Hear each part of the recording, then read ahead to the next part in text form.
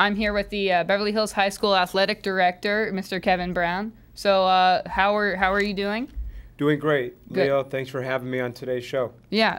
So could you just tell us for the viewers which Beverly Hills High School teams went to CIFs? Sure. So it's been an exciting week for Beverly Hills High School sports. 4 of our 6 winter sports qualified this year for the CIFs. Matter of fact, we just got off the Catalina Island ferry boat late last night. Our girls basketball team defeated Avalon High School 60-46 in the first round. Wow. So yeah, that was an incredible journey, taking a bus and a ferry and getting off and getting our legs and able to come away with a win. We're real proud of our girls. We actually are leaving Monday morning on President's Day, and girls basketball in the second round faces Big Bear in a second round matchup. So that's been terrific. Our girls soccer program qualified this year for the CIFs. This was the first time our team made it to the CIFs in about 5 or 6 years, and we were able to win our first matchup against Santa Fe 1-0 last week here at home.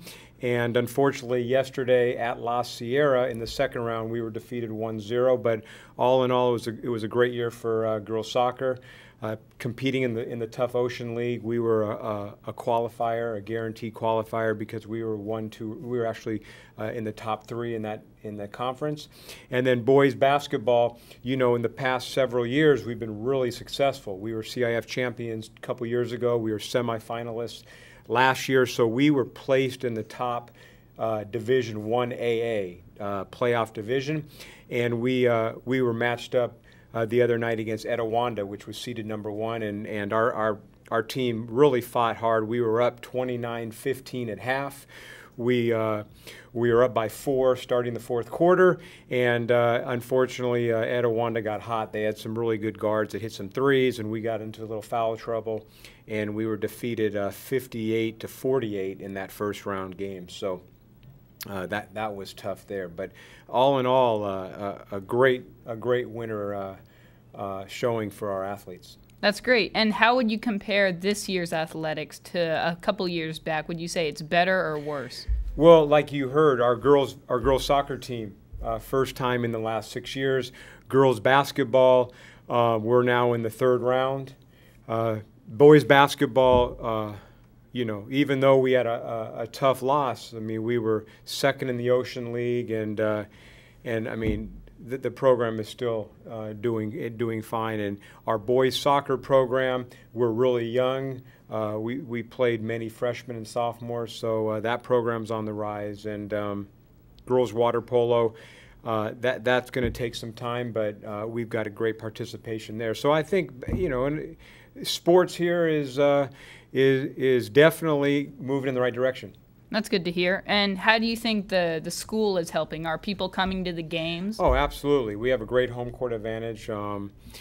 Student body definitely supports us. But, you know, like anything, we would love to see even more students come out, especially to cheer on some of our other sports that, you know, aside from the football on a Friday night or a basketball game in the swim gym, we're always looking for more fans to support some of the, you know, you're a lacrosse player and a water polo player yourself, so we'd love to see across the board to continue to get more school spirit. I think our school is ready to keep that movement going. I agree, yeah. And you said that the girls basketball team has gone to Catalina and now going to Big Bear. Right. So those are locations that are pretty crazy for basketball, so they have to do really well, I'm assuming, to get there. Right, yeah. When you're on the road, it's always difficult, but the coaches for girls basketball and the players for girls basketball are doing a great job. They're realizing that once you get there, it's still a court. It's still, you got to execute your game plan, and you bond together as your group when you're on the road, and oftentimes you sometimes play your best ball. But yes, traveling,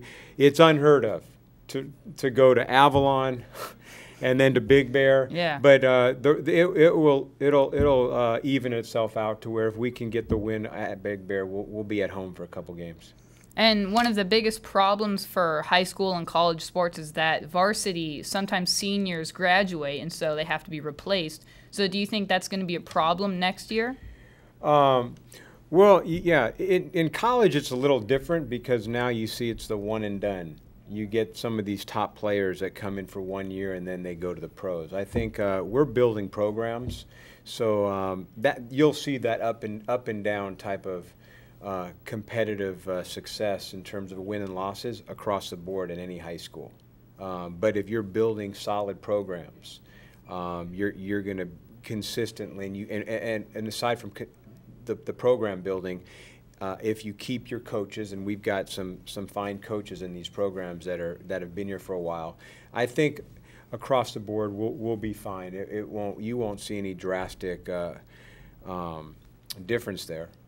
Yeah. And with so many teams like girls soccer, girls basketball, boys basketball, it seems like a handful. So what's the hardest part for you? Right. You know what? We work together as a coaching staff and as administration and support staff to make sure we're all checking and balancing each other as far as sharing the facilities. We've got the swim gym. I mean, we got a swimming pool underneath the basketball court. And you bring up a great point. I mean, on the CIF basketball night, we had a girls' practice, then we had the swimming team practice, and then we had the basketball game. So we were opening and closing that facility. So we can't do it alone. It's not just me as the AD. If it wasn't for our staff and our coaches and understanding about good communication and good organization and working together and scheduling it out and being flexible and understanding about the changes, that's a credit to our school. And so with all those seasons ending and super successful, how do you think that the spring season, the final season of the year, is going to play out? Spring is another exciting and busy time. I mean, we've got boys and girls lacrosse, we've got track and field, we've got golf, we've got swimming, we've got tennis. I'm probably missing a couple. Boys volleyball. We've got 9 sports, so it's exciting. And the participation, we talk about the numbers now, and you brought up the question, how is it in the past? We have more students now playing in these spring sports than ever before. I mean, we've got multiple levels, we've got a high interest, and one thing I need to make sure everyone here, all your viewers know, is our student athletes, and I'm saying student athletes, are high achievers in the classroom.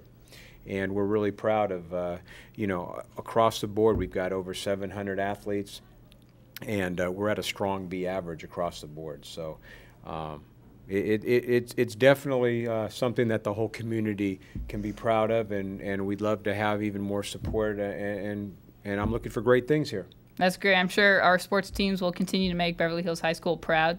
Thank you, Mr. Brown. Thank you. Thank you. And back to the news.